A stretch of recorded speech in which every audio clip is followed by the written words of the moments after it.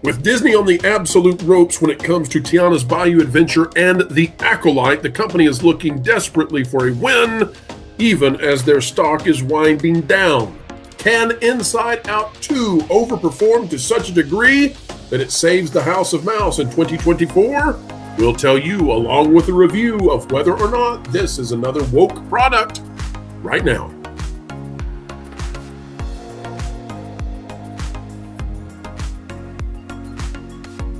Hello, ladies and gentlemen. Welcome back to the Pro Channel, where we endeavor to explain entertainment. Keeping you ahead of the culture curve is what we do. And yes, we will have a panel and we will have a review in just a few for you. But first, we're going to talk about whether or not this is the gift that Disney needs, that being an Inside Out 2 box office success. And folks, we also know that theater owners are desperate for any semblance of a win because they are facing annihilation. We could lose half of our theaters in 2025 if something does not change. Folks, as we get ready to dive into this content, consider clicking the like button. And also a quick reminder, we have had a hugely successful launch of Vacation Radio, the new original music content channel. Go check it out. Link is in the description. We would love to have you as a listener. All right, folks, this is out of Deadline by Anthony D'Alessandro, and it says, plenty to be happy about. Pixar's Inside Out 2 wakes up 2024 box office with a 120 to 130 million plus opening. Folks, if this turns out to be the case, I'm here to tell you it's not a bonanza win, but it's a heck of a win. What do I mean by that? Well, folks, the original Inside Out 2 made about $90 million in its opening domestic weekend. You consider the cost of inflation for movie ticket prices going up, and what you get is, if Inside Out 2 gets 120 to 130, the same number of people who went to go see the original will be going to see the sequel. Again, that's because movie ticket prices are more expensive. That lifts that total number. The original making 90, this making 120 to 130. This is far outpacing the original projections, and this would truly be a win for Disney. There is a counter to this that we want to talk about in just a moment. And of course, we're going to get to the review to let you know whether or not this is worth your time. This says, if there's been any doubt that Disney Plus has cannibalized the box office specifically in regards to Pixar movies, well, you can throw that theory out the window. And that's the other side, folks. The idea that people were trained like seals to wait for Disney Plus Pixar releases, and thus they weren't going to the box office, that's gone if this succeeds. That means those other movies just sucked. We'll find out. That's because this weekend, Disney Pixar's Inside Out 2 is heading for the biggest opening of the year to date, with an estimated 120 to 130 at 4,400 theaters. Now, folks, they've not made this yet, but that's what's being projected based on reservations. In fact, if the opening hits 150 million, then it could be the second best stateside start for a Pixar movie after The Incredibles. But another reminder, that would be best in terms of box office revenue, not attendance. Remember, the cost of tickets has gone up so much that it would not even come close in terms of biggest attended box office successes for the first weekend. Now, all of that said, there no sour grapes here from this channel. We think this is fantastic for Disney if this happens. If they pull it off, this is wonderful for them. And oh, by the way, since Inside Out 2 is not necessarily woke, then guess what that means? It means the soft reset is happening. Disney's not going to cede ground on much of their Reimagine Tomorrow stuff, but they're going to be very quiet about it if it means success. And that looks to be what they might find here. At least 56 million of that is in the bank today, including last night's 13 million. Sources tell me that there's a huge turnout by Hispanic and Latino moviegoers and walk-ups, hence the big business. Of course, now Bad Boys is going to have a drop. Kingdom of the Planet of the Apes is still a flop, and Garfield's still making gravy. But, folks, the story here, Inside Out 2, could significantly, hugely outperform what the projections were. And I wonder if that has something to do with people hearing it's not woke. I wonder if that's the case. Far be it from me to postulate what that might be, but that's what I think. I think I'm prognosticating as well that there might be a swell of support for the film, but I still think that people are not going to consider it as good as the first, which brings us now to the review. Folks, it's time for review like you will hear nowhere else.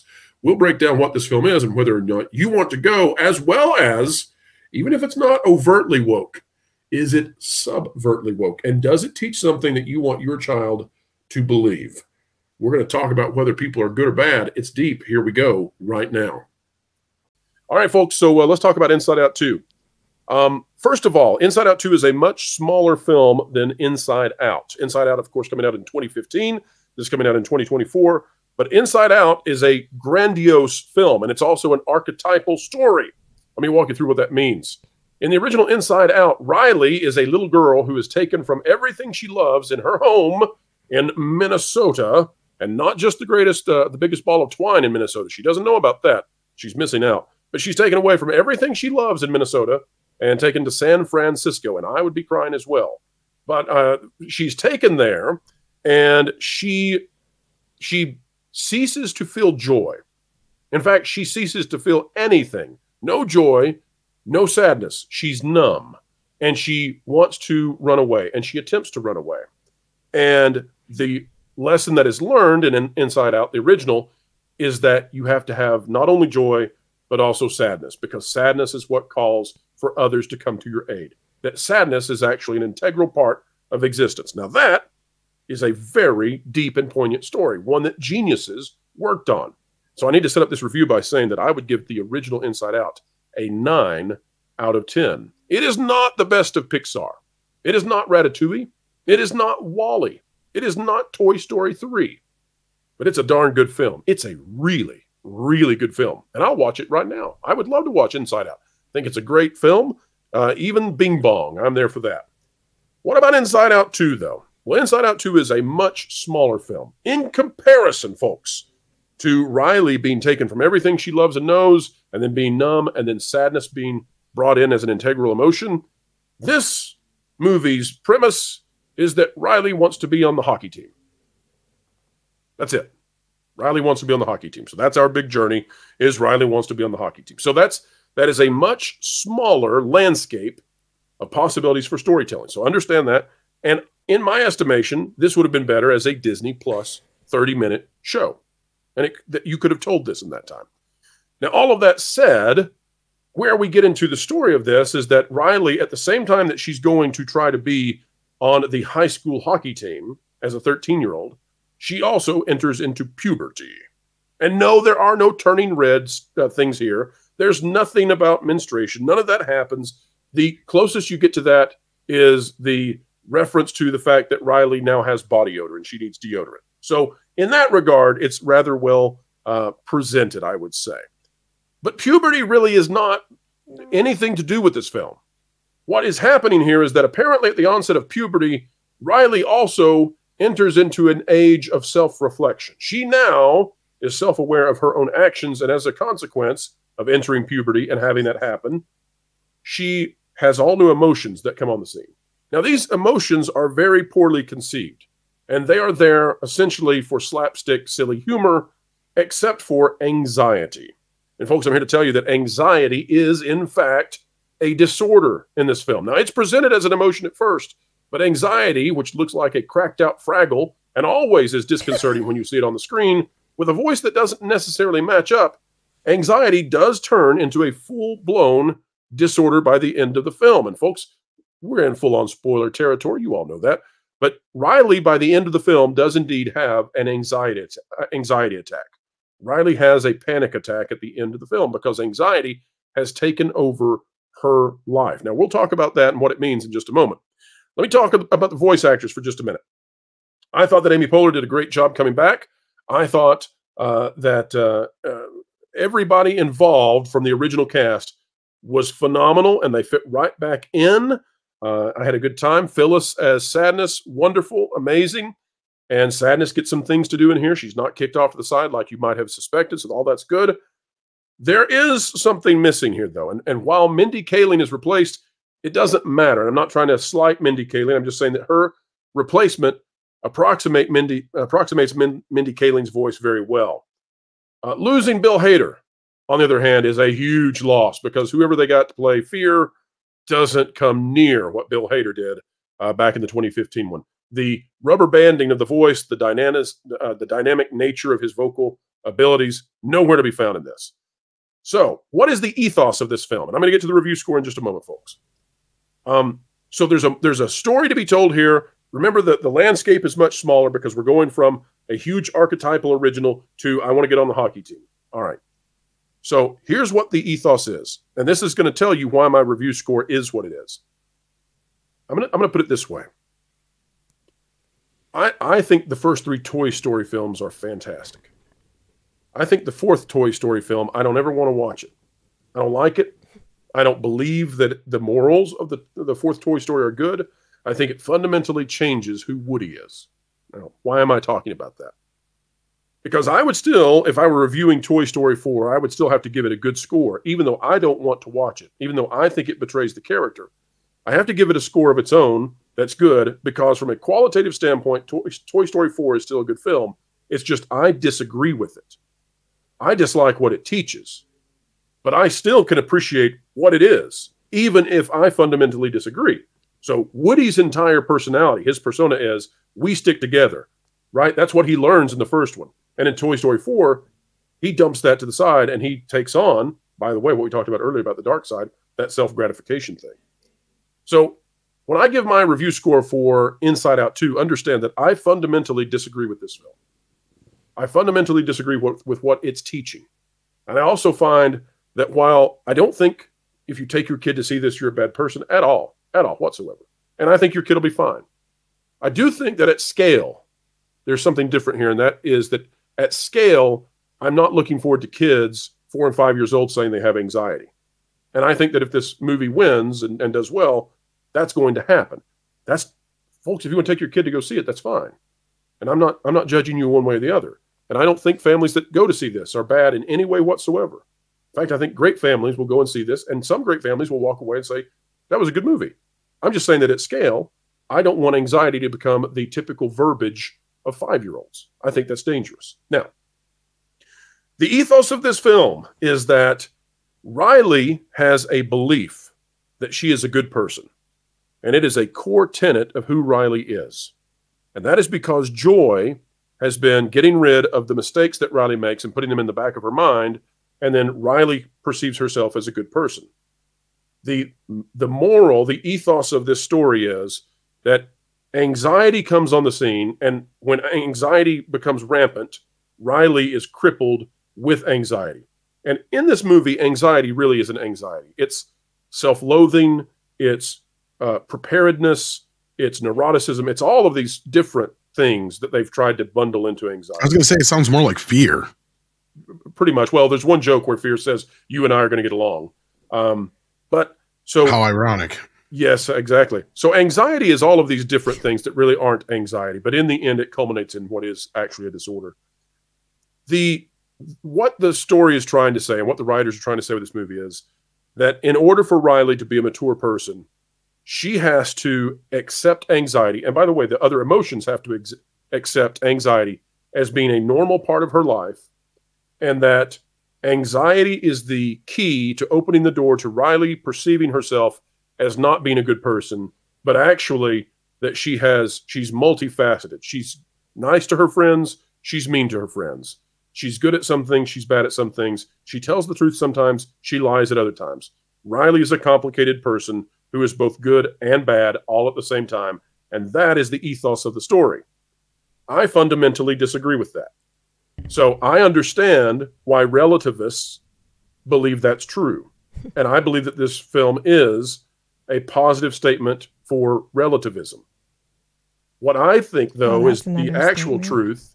What I think is that there are people who are genuinely good. And there are people who are genuinely bad. And I think they actually go into categories. And there are messy people. This movie also dances very close to some religious concepts that it should be very careful with, and it's not. But I think that there are people that you can trust. And I think you know those people in your life. And I think that you will know to say that that's a good person. The person that you know when you're in danger, they will be there. And I think you know the bad people. The people that when they're around, you have that feeling that says, I don't trust a single thing they're doing. And there are people in between. But the bottom line to me is that there are people who, when push comes to shove, they're there for you. And I think the ethos of this film is that we're all mixed with various juxtaposing and contradicting moralities. And I disagree with that. Perhaps I disagree with it on faith-based reasons, but I do disagree with it. And because of that, I did not enjoy the end of the film. But there are some really funny parts in the film, despite the fact that I dislike it. There's a little, what do you want to call this? There's a little pouch kind of thing that is a cartoon that's funny. There's a video game character, and I love, as a former 3D animator, that they didn't do aliasing on the character. That was brilliant. There are some funny parts in this film. There are some really cute parts in this film. There are clever parts in this film. But ultimately, even though I don't like the ethos, I have to grade it based on its quality for what it is. And folks, what I'll tell you, I think Inside Out 2 is. Remember, I said that the original Inside Out is a 9 out of 10. And I don't look forward to kids talking about anxiety now, which I think will happen to some degree, on this film's merits, and not judging it harshly for what it's teaching. And I have some kind of audio going off. And not judging it based on anything other than what it is. I'm going to give Inside Out 2 a 7 out of 10. But understand, folks, that I did not like the film because I don't like the final message that it's giving. Panel, any questions you've got for me regarding Inside Out 2? I think you're too generous to it. Yeah. And not only that, so what's up with the little girlfriend bit? Is that a thing in that, or is it just people worrying too much about a bit in the trailer? So like there are. So she only looks up to her because she's the greatest hockey player at the high school. That's it. Okay, because everybody was like speculating she had a crush on her. That's why I was asking. No, yeah, well, it's kind of left ambiguous, but no, I don't think there's ever any kind of romantic tension. It's not as strong as, say, the Ghostbusters situation between the ghost girl and whatever her name was. No. They don't ever go towards that. Okay. So that, folks, is yeah. So that's where we land with Inside Out 2. Erika, what was your question? It wasn't a question, but it just so they wrote it to where you could interpret it any way you want to, basically, in terms of her and her friend. To me, either way. To me, I never interpreted that there was a romantic desire. There's never a romantic longing given. There's nothing like that. She is simply the greatest hockey player. Here's one interesting thing, though. I'll tell you this. And then, folks, we're going to be going to Vacation Radio in just a few. Like, literally 3 minutes. It's time for the launch of Vacation Radio, which is our original content first step. But I will say that because Disney is determined, and we know this, we've seen in their everything they've done, we know that Disney is determined to have at least 50% of every single content they produce have minorities in the way that they define minorities. So I did find it fun that hockey is like the palest skinned sport there is. And yet Riley, everybody on her team but one is someone of a different race. And so I found that funny because I'm like, this doesn't make much sense given who hockey, never mind. But anyway, I also found it interesting. There's a girl who appears to be at least, well, let me say this. She's wearing a head covering and she's on the hockey team. And so she's also wearing a head covering. Gotcha.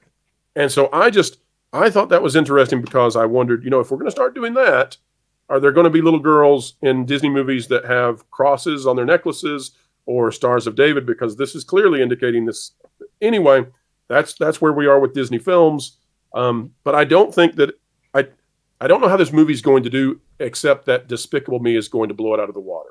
And I think that the average person and average family, they're going to like this movie unless they start thinking a little deeper on it. And then there are some things that just don't sit right. And folks, we have come to the end of yet another video of pure excellence right here on the Pro Channel. Disney struggling with the Acolyte, struggling with Tiana, struggling with the stock, struggling with so much. But Inside Out 2, we will wait a few and find out how it's going to do over the Father's Day weekend. Folks, it's not yet Father's Day, but I will say to you, to all you dads out there, all you good dads who are taking care of your kids and caring about them, whatever the age they might be, thank you. Thank you so much. And to the future fathers out there, those of you who have not yet had children, well, there's a world of adventure waiting for you when that time comes. So make yourself into the kind of man that a child would love to have as a dad one day. Folks, it's time to click that like button, share, subscribe, click it, stick it to the algorithms, hit the notification bell, drop a comment down below, let us know your thoughts. And folks, wherever you are and whatever you're doing, keep learning, keep growing, and you know it, keep having fun. Floral, it's time for you to walk the plank. What? Why? Because you haven't subscribed to WDW Pro yet. Nor bookmark thatparkplace.com on your web browser to get great articles from great contributors. What?